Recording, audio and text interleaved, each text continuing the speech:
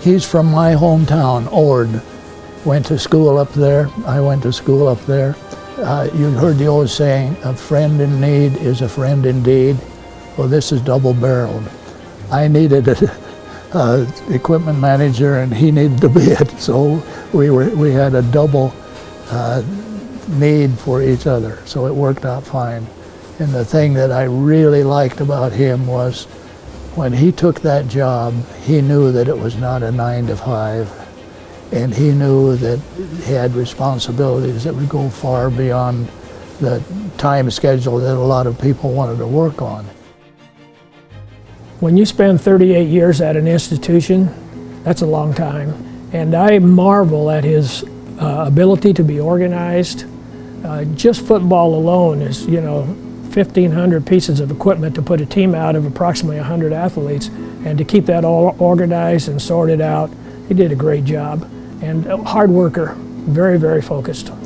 The most amazing quality Dick Collins has is he really treats people well. We have athletes that come back, and it's utterly amazing that everybody that comes back, they have so much respect for Dick, and time after time they'll come up to my office and their first question is Dick Collins in?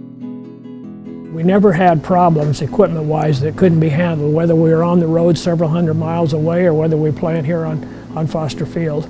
And that's really a blessing to a coaching staff and to a team. It allows the coaches and the players to focus on what they have to focus on, and that's being prepared to play the game at their highest level. So yeah, he was really a good asset.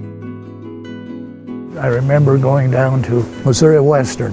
We went to the stadium to get into the dressing room, and the old custodian stood there and says, "You're not getting here till the AD gets here."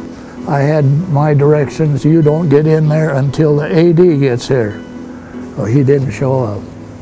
So we dressed in the bus and out in the parking lot to go in to play the game. And Dick was there doing all his stuff, It was just, he was part of it. And that's what I appreciated that very much. No question in my mind that he's deserving of the recognition. I look at how the athletic program changed from the time that he began and to where it was when he retired. 17 sports, to manage all that equipment. I mean, some of that equipment doesn't compare to the equipment you have in football, but you still have to have it organized. So absolutely, he's worthy of it. I thought he did a great job, and after all, I was the AD, so.